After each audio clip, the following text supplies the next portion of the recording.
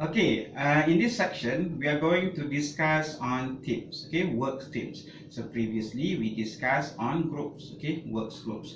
So what differentiates between teams and group, we are going to look into more detail after this. In this subsection, we are going to discuss 6 criteria that differentiates between a group of individuals, okay, from a group to a team. Okay, what differentiate between teams and groups and individual employees. And then we are going to discuss about identification of the teams, interdependency between the team members, power differentiation between the team members, social distance, conflict management tactics that the teams applied, and negotiation process in the teams and between teams. Okay, in the second part, we are going to discuss about the 4 types of teams, which are work teams, parallel teams, project teams, and management teams. Okay, first and foremost, what is a work team? What is a work team? Team is a collection of 3 or more employees or 3 or more individuals who interact intensively to provide an organizational product, to provide plan, to make decisions, or to produce service or to provide services, either to the employees or to the customers. So the key main aspect here is interact intensively. If you think that you are a group member, you are a team member of your group assignments, but you don't interact with them, you don't communicate with them, you don't discuss, you don't do any works, it shows that you are not a member of that particular teams. Just an example. Okay, teams can provide performance in some but not all situations. Okay, there are specific criteria for a jobs that best for teams. Okay, there are specific criteria of a particular jobs that requires or best to give to an individual or one employees only. Okay, it's depending on the type of jobs. At times, putting employees into teams fails. Okay, why? Why it fails? Because the team is really not a team. Okay, it's just a group or a committee rather than a true team. So what makes a team as a team? Okay, before we discuss about that, let's look at the situation or the factors which the teams can perform best. Okay, which the team can perform at their best. Okay, it requires 4 factors. Factors influence team performance. First and foremost, the jobs that we want to assign the teams to do requires high levels of employee interaction. Okay, high levels of employee interaction. So here, if say for example the job do not requires interaction, communication, coordination, integrations between employees or between units, between departments, between offices, then you just can assign it to one individual person because it does not require coordination, integration, or anything. Okay, you can assign it to one person, no need for teams. But if the jobs requires many people, many departments, integration, coordinations between units, between offices, then that kind of job is best for a teams to perform them. Okay, second factor, a team approach will simplify the job. Okay, sometimes when you assign tasks to a groups, the tasks become taking more time to be completed. Okay, sometimes if you assign that task to one person, you can make it even faster. Okay, this is what I learned while I'm doing consultation and everything. Okay, when I was appointed a leader during my at early age, okay, I'm not that old now, but at early age, when people assign me to as a leader, as a team leader, or as a director, I would like to apply democracy to all decisions, to all aspects that we need to make. Okay, but I found out that whenever I call for meeting, whenever I call for discussions, it usually takes very long times, and it ends up most of the times the decision that made by the committee members, by the team members, by the team crew, by the group members are usually aligned with my own decision. Okay, and then I learned that I don't have to call for meeting for all types of decision. Simple decision, I can just pick up a phone and call one person. Okay, I think we need to do this. What is your opinion? And she said that blah blah blah. The person said okay, and then I just proceed with the decision. No need to call for meetings, taking longer time. So those kind of aspect we don't require steam. However, if say for example nowadays if you want to come up with a project, you need to have collaboration, you need to have coordination with 2 or more departments, 2 or more units in your company. In that case, teams works better. Why? Because when you have teams in marketing departments, it's easier for you to reach out to the marketing people. If you have team members from the technical departments, okay, you can get a very quick response, quick feedbacks about the technicalities of what you want to do. Okay, if you have members from the management teams, and then you can have a quicker processes to be approved, for example. So this is where teams will perform better. If they, by creating the teams, the jobs will become even simpler, even easier. The third factor, a team can do something an individual cannot. Okay, so say for example you want to create a product from R&D, research and development, to the testing, okay, to the safety, to the quality assurance, to the packagings, until marketing, until deliverings. So that cannot be handled by one person on one unit only. So it's integrated many departments.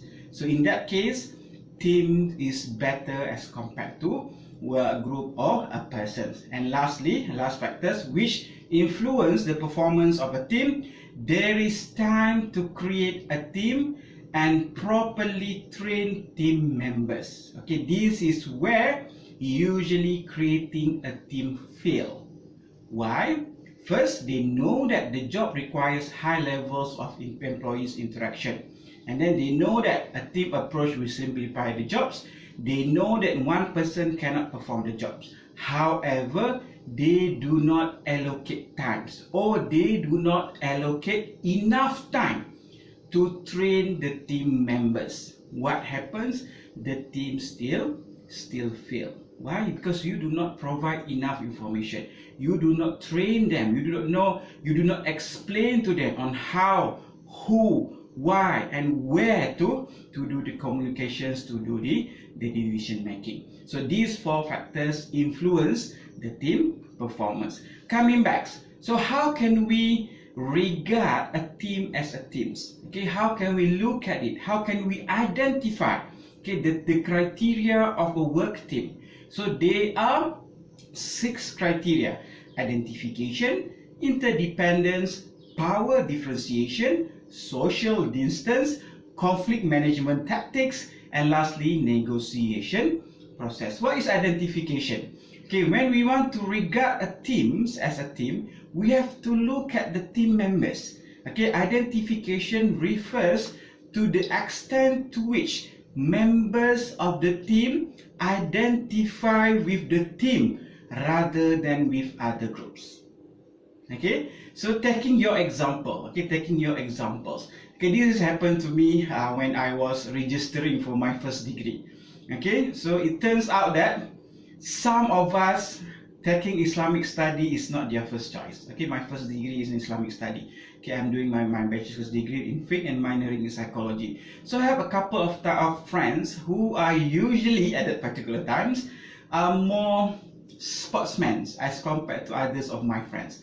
Okay, so I am included in that category, even though I'm not good at sports, but I love sports.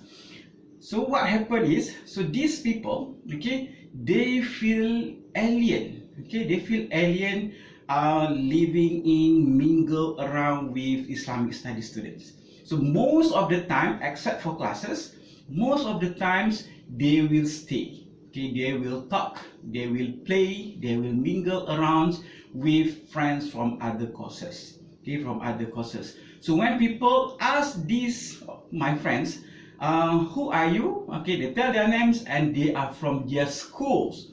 They don't identify themselves as a member of psychology, for example. I am psychology students, or I am Islamic studies students, I'm a fiqh students, I'm IRK students. They don't identify it like that.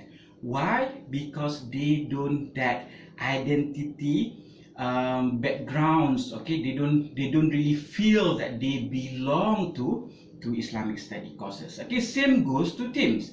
Okay, if you have many teams, okay, we can regard that your group assignment as a team.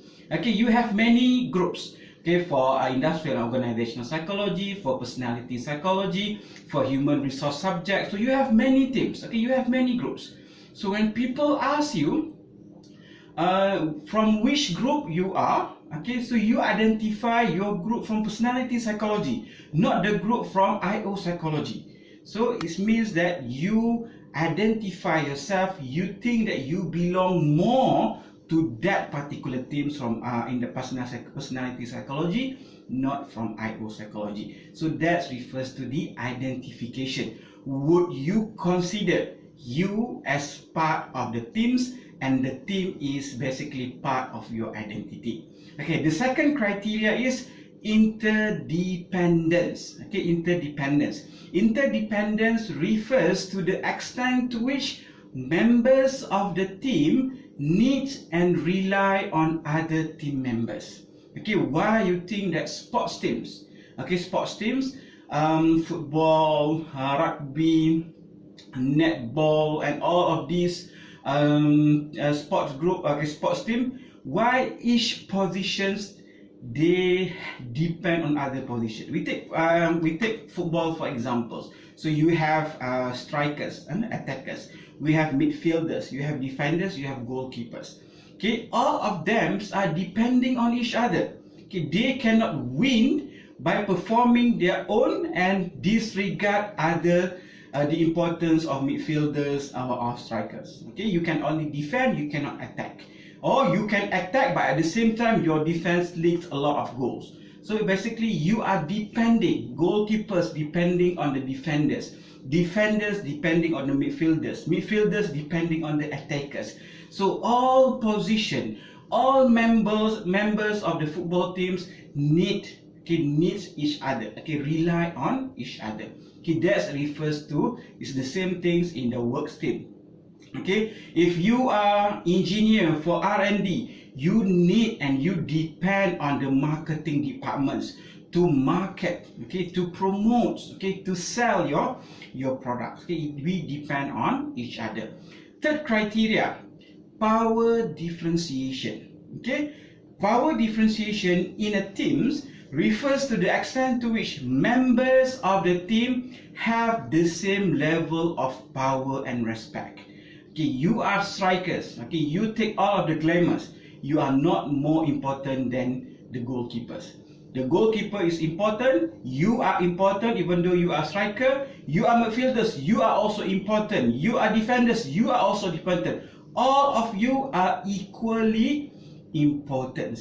Okay, you are officer in R&D. You are important. You are officer in the marketing departments. You are important. You are where you are coming from the packaging departments. You are important if you are working in the same teams. Okay, next, social distance. Social distance in a works team refers to the extent to which team members treat each other in a friendly and a more informal manner.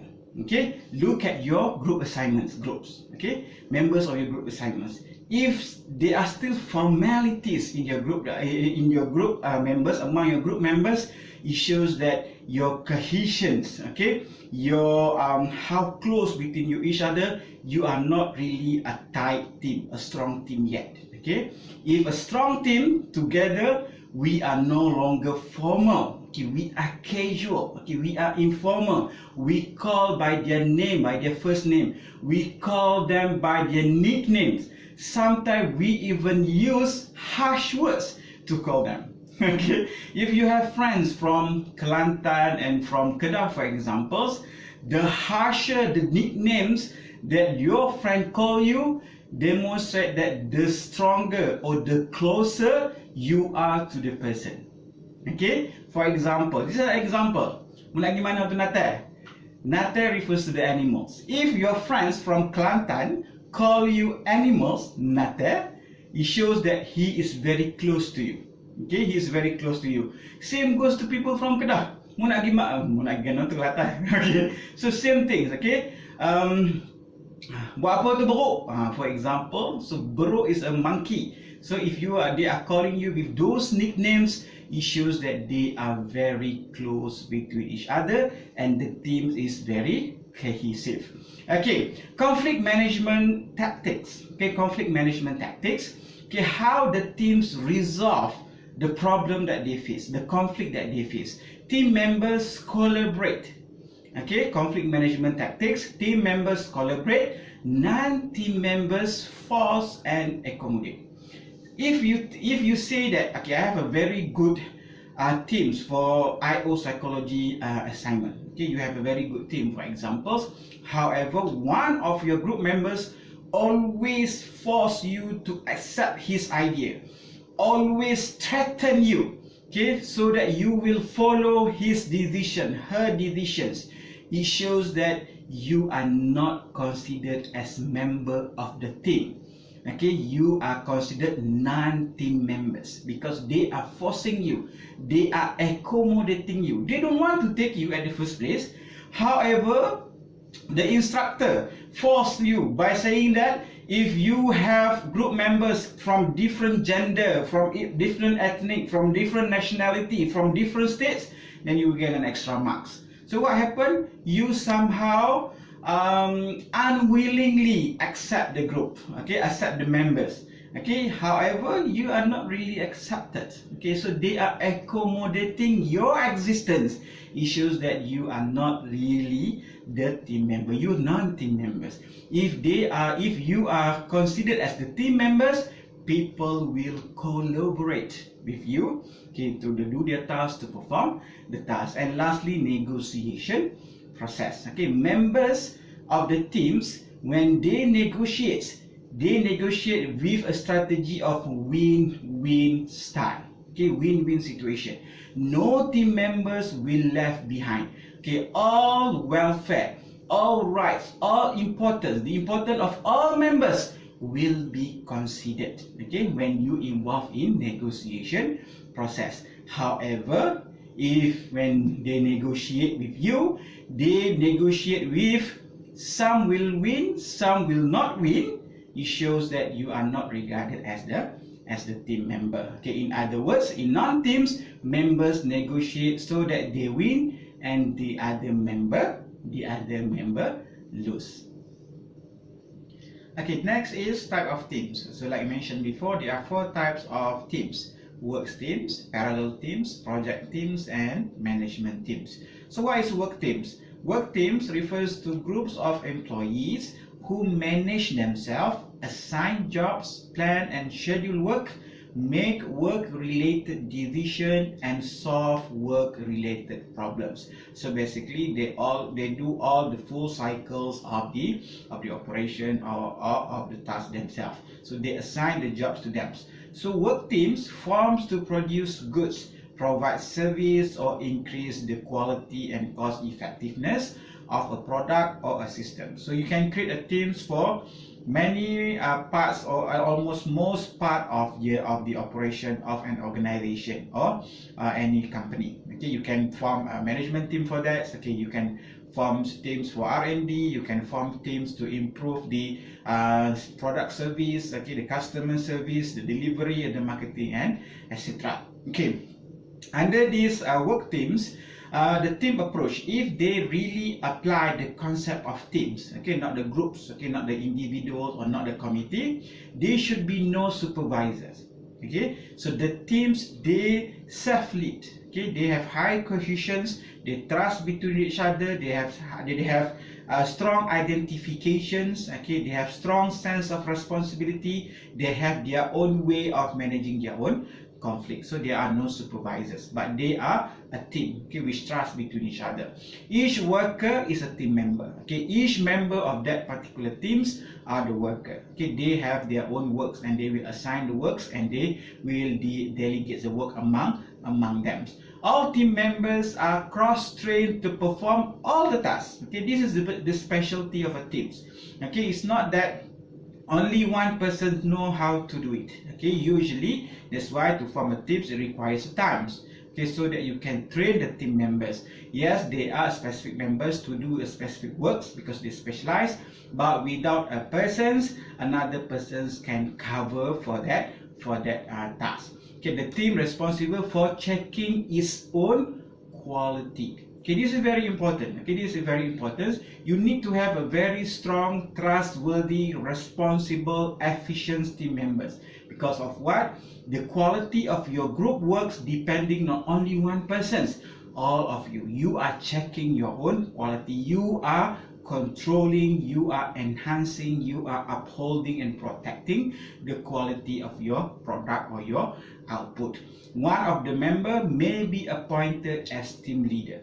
Okay, may not. Okay, maybe. Okay, so usually they will appoint a team member, a group leader or team leader, and the rest of the member they call it as team crew. Okay, or team members. Okay, the production team save money by removing management layers and making the team responsible for its production. So among others, okay, if you are working in a factory or production company, so they will create a teams. Okay, why? Because if you have a teams, usually teams work faster. Okay, why it works faster? It save money as well because they reduce the bureaucracy. Okay, so they remove or they don't have this bureaucracy or extra management scrutiny or etc. because they control their own quality. Okay, that is for the work teams. Okay, second is parallel teams. Okay, parallel teams. So what is parallel teams? Okay, parallel teams also called as cross-functional teams. Okay, cross-functional teams. Okay, it consists of representatives from various departments. Okay, from various departments with different functions within an organization. Okay, if you remember the examples that given to you. Okay, if they want to create a new product, so in the teams they have members from the production, members from the R&D, members from the management, members from the marketing. Okay, members from all departments in the organization, in the company, are present in the team. So that's basically a parallel or cross-functional teams. So for these parallel teams, they are important. There are three important success factors. Okay, for parallel teams to work efficiently, to work effectively, they need to have a very clear purpose of the establishment of the teams. They need to know what are their goals, what are the purpose of establishing the teams, what are their role in the teams. Okay, second, these teams, they must receive support from each functional area. Okay, you create a teams, for example, to look into the mental health of all employees. Okay, you have representative from the union, okay, from the employees union. You have representative from the operation. You have representative from the financial department. You have representative from the marketing department. For all departments, but you don't have representative from the management department. So it still would not work. Why? You don't have received support. I think some time ago, I come across a documentary conducted on the why Amazon, okay, the Amazon, okay, the website that you buy things internationally. Why Amazons do not have employees union. Okay, so when they investigate into details, they found that the management structure of Amazons make it difficult. Okay, maybe not important, it's very difficult to establish union. Okay, to establish union, and in fact they make the company policies so that the working environment, working culture there will always be competitive between each other. So it's very difficult to establish to establish employees union. Okay, employees unions. Okay, that's happened in the United States. Okay, you can go and search in the YouTube. You can find the documentaries on the why Amazon do not have employees union. Okay, and the third factors which is important for a parallel team to be effective, to be successful, is this parallel team should take steps to increase the trust levels of committee members. Okay, so usually what happens is, for example, you want to create, nowadays people start to realize on the importance of mental health, okay, like we discussed previously. Okay, so they create employee assistance program, okay, they create a committee, they create task force to look into the issue. Okay, but whenever the representative from the management teams also involved in the discussion, also appointed as one of the task force member, so usually other members will have this skepticism. Okay, they are a bit skeptical on the role of that person, especially in the union. Okay, the case of union. Why? Because they're afraid that this person is not really a member, a team member, but basically he is sort of the spy from the management office. So it's very important for parallel teams to establish trust early on and to make sure that everybody subscribes to the main goal and purpose of the establishment of the parallel teams. The third types of team is project teams, and these usually quite often created and occur in work setting. Okay, in the work settings. So what is project teams? Project teams are formed to produce one-time outputs. Okay, it's for only one project only, such as creating a new product, installing a new software systems, or hiring a new employee. Okay, hiring a new employee is very common. Okay, usually they will take the persons who at that particular time holding the position of human resource manager, operation manager, supervisors, and then co-workers of the positions that they are looking into. Okay, they want to hire a new person for that particular position, so they are looking into that team. Okay, so these teams, whenever they are in tenure, okay, whenever they are responsible, they will look into the background of the candidates, the qualification of the candidates, the personality of the candidates, and then the needs of the organizations to hire the candidates. So they created a team for a specific project. When the project is over, the teams will also be diminished, will be over. So they will disband the teams after the project is the project is delivered. Once the team's goal has been accomplished, the team is dismantled. Okay, the team will be dismantled. And the third and the fourth one is management teams.